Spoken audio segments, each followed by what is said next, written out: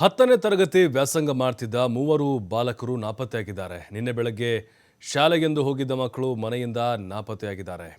ನಿನ್ನೆ ಎಕ್ಸಾಮ್ ಇದ್ದ ಕಾರಣ ಶಾಲೆಗೆ ಹೋಗಿದ್ರು ವಿದ್ಯಾರ್ಥಿಗಳು. ಆತಂಕಕ್ಕೀಡಾಗಿದ್ದಾರೆ ಪೋಷಕರು. 10ನೇ ತರಗತಿ ಓದ್ತಾ ಇದ್ದಂಥವರು 3 ಜನ ಈಗ ನಾಪತ್ತೆ. ಶಾಲೆಗೆ ಹೋಗ್ತೀವಿ ಅಂತ ಹೇಳಿ ಹೋಗಿದ್ದಾರೆ ಬೆಳಗ್ಗೆ 7:30 ಸುಮಾರಿಗೆ. ಆದರೆ ವಾಪಸ್ ಮನೆಗೆ ಬಂದಿಲ್ಲ. ಎಲ್ಲಿ ಹೋದ್ರು ಹಾಗಾದರೆ ಮಕ್ಕಳು ಅಂತ ಹೇಳಿ ಪಾಪ ಅವರೆಲ್ಲ ಚಿಂತಾಕ್ರಾಂತರಾಗಿದ್ದಾರೆ.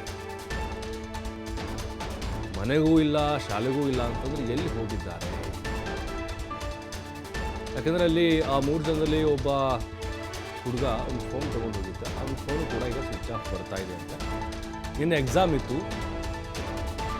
ಎಕ್ಸಾಮ್ ಇದ್ದಿಂದಾಗಿ ಶಾಲೆಗೆ ಹೋಗಿದ್ರು ಅವರು. ಆದರವಳ್ಳಿಯ ಸರ್ಕಾರಿ ಪ್ರೌಢಶಾಲೆ ವಿದ್ಯಾರ್ಥಿಗಳು. ಸಕಲೇಶಪುರ ಗ್ರಾಮಾಂತರ ಪೊಲೀಸ್ ಠಾಣೆಯಲ್ಲಿ ಇದ್ರ ಬಗ್ಗೆ ಕೇಸ್ ದಾಖಲಾಗಿದೆ. ಅದರಲ್ಲಿ ಶರತ್ ಅನ್ನುವಂಥ ಒಂದು ಹುಡುಗ ಫೋನ್ ತೊಗೊಂಡು ಹೋಗಿದ್ದ. ಆತನ ಫೋನ್ ಕೂಡ ಟ್ರೈ ಮಾಡ್ತಾ ಇದ್ದಾರೆ, ಬಟ್ ಸ್ವಿಚ್ ಆಫ್ ಬರ್ತಾ ಇದೆ. ಕಂಪ್ಲೇಂಟ್ ಕೂಡ ಕೊಟ್ಟಿದ್ದಾರೆ. ಈಗ ಎಕ್ಸಾಮ್ಗೆ ಭಯಗೊಂಡು ಏನಾದರೂ ಹೋಗಿರಬಹುದಾ? ಯಾಕಂದರೆ ಎಕ್ಸಾಮ್ ಅಟೆಂಡ್ ಮಾಡಿಲ್ಲ ಇವರು. ಇನ್ನು ಶಾಲೆಯವರು ಕೂಡ ಪೋಷಕರಿಗೆ ಮಾಹಿತಿ ಕೊಟ್ಟಿದ್ದಾರೆ, ಶಾಲೆಗೆ ಬಂದಿಲ್ಲ ಇವರು ನಿನ್ನೆ ಅಂತ.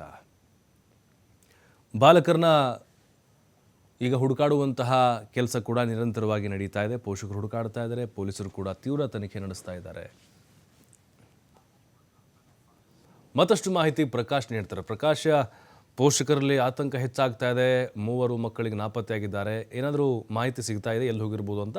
ಎಕ್ಸಾಮ್ ಭಯಕ್ಕೋಸ್ಕರನೇ ಹೋಗಿರ್ಬೋದಾ, ಹೇಗೆ? ಪ್ರಭು, ಹಾಸನ ಜಿಲ್ಲೆ ಸಕಲೇಶಪುರ ತಾಲೂಕಿನ ಕುನಿಗಾನಹಳ್ಳಿಯ ಗ್ರಾಮದವರು ಅನ್ನುವ ಮಾಹಿತಿ ಸದ್ಯಕ್ಕೆ ಗೊತ್ತಾಗಿರುವಂತದ್ದು. ಇವರ 3 ಮಕ್ಕಳೇನಿದ್ದಾರೆ, ಶರತ್, ಧನಂಜಯ್ ಮತ್ತೆ ಮತ್ತೊಬ್ಬ ಬಾಲಕ, ಇವರು 3 ಏನಿದ್ದಾರೆ, ಇವ್ರು 3 ಕೂಡ ಸಕಲೇಶಪುರ ತಾಲೂಕಿನ ಕುನಿಗಾನಹಳ್ಳಿಯಿಂದ ಆದರವಳ್ಳಿಯ ಸರ್ಕಾರಿ ಪ್ರೌಢಶಾಲೆಗೆ ನಿನ್ನೆ ಮನೆಯಿಂದ ಹೋಗಿರುವಂತದ್ದು. ಅಂದ್ರೆ ನಿನ್ನೆ ಎಕ್ಸಾಮ್ ಇತ್ತು ಎಂಬುವ ಮಾಹಿತಿ ಕೂಡ ಸದ್ಯಕ್ಕೆ ಲಭ್ಯವಾಗಿರ್ತಕ್ಕಂಥದ್ದು. ಹಾಗಾಗಿ ನಿನ್ನೆ ಬೆಳಿಗ್ಗೆ 7:30ಕ್ಕೆ ಕುನಿಗಾನಹಳ್ಳಿಯಿಂದ ಸರ್ಕಾರಿ ಶಾಲೆಗೆ, ಪ್ರೌಢಶಾಲೆಗೆ, ಅಲ್ಲಿಂದ ಸುಮಾರು ಕಾಲ್ನಡಿಗೆ ಕೂಡ ದೂರವಾಗುತ್ತೆ. ಹಾಗಾಗಿ ಅಲ್ಲಿಗೆ ಹೋಗಿದ್ದಾರೆ. ಹೋದಂತ ಸಂದರ್ಭದಲ್ಲಿ ನಿನ್ನೆ ಬೆಳಿಗ್ಗೆ ಅವರು ಶಾಲೆಗೂ ಕೂಡ ಹೋಗಿಲ್ಲ. ಜೊತೆಗೆ ನಿನ್ನೆ ಸಂಜೆವರೆಗೆ ಪೋಷಕರು ವೆಯ್ಟ್ ಮಾಡಿದ್ದಾರೆ.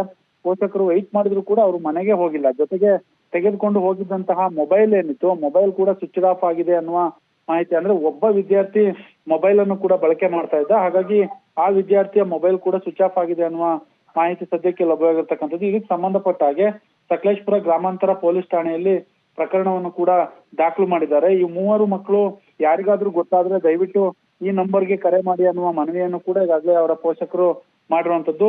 ಒಟ್ಟಾರೆ ಪೋಷಕರಲ್ಲಿ ಈಗ 3 ಮನೆಯ ಪೋಷಕರಲ್ಲಿ ಒಂದ್ ರೀತಿ ಆತಂಕ ಮನೆ ಮಾಡಿರುವಂತದ್ದು. ಯಾಕಂತಂದ್ರೆ ಯಾವಾಗ್ಲೂ ಕೂಡ ಶಾಲೆಯಲ್ಲಿ ಈ ಮಕ್ಕಳ ಬಗ್ಗೆ ಸಾಕಷ್ಟು ಆ ರೀತಿಯಾದಂತ ಯಾವುದೇ ದೂರು ಕೂಡ ಇರಲಿಲ್ಲ. ಜೊತೆಗೆ ಹಳ್ಳಿಯಲ್ಲೂ ಕೂಡ ಆ ರೀತಿಯಾದಂತಹ ಬೆಳಿಗ್ಗೆ ಕ್ಲಾಸ್ ಆಯ್ತು, ತಮ್ಮದೇ ಕ್ಲಾಸ್ ಮುಗಿತಿದ್ದ ಹಾಗೆ ಸೀದಾ ಮನೆಗೆ ಬರ್ತಾ ಇದ್ರು. ಆದ್ರೆ ನಿನ್ನೆ ಯಾಕೆ ಅವರು ನಾಪತ್ತೆ ಆಗಿದ್ದಾರೆ ಅನ್ನೋದು ಕೂಡ ಈಗ ಸದ್ಯಕ್ಕೆ ಮಾಹಿತಿಯನ್ನು ಕೂಡ ಕಲೆ ಹಾಕಬೇಕಾಗಿದೆ. ಸಕಲೇಶಪುರ ಗ್ರಾಮಾಂತರ ಪೊಲೀಸರಲ್ಲಿ ಕೂಡ ಈಗಾಗಲೇ ಪ್ರಕರಣ ದಾಖಲಾಗಿರುವಂತದ್ದು. ಒಂದು ಕಡೆ ಪೋಷಕರಲ್ಲಿ ಆತಂಕ ಮನೆ ಮಾಡಿದೆ. ಒಟ್ಟಾರೆ ಈ ಎಲ್ಲಾ ಕಡೆ ಕೂಡ ವಾಟ್ಸ್ಆಪ್ ಗ್ರೂಪ್ಗಳಾಗ್ಬೋದು, ಸಾಮಾಜಿಕ ಜಾಲತಾಣಗಳಾಗ್ಬೋದು, ಎಲ್ಲಾ ಕಡೆ ಕೂಡ ಈಗಾಗಲೇ ಈ ಪೋಷಕರು ಮನವಿಯನ್ನು ಮಾಡ್ತಾ ಇರುವಂತದ್ದು ಪ್ರಭು.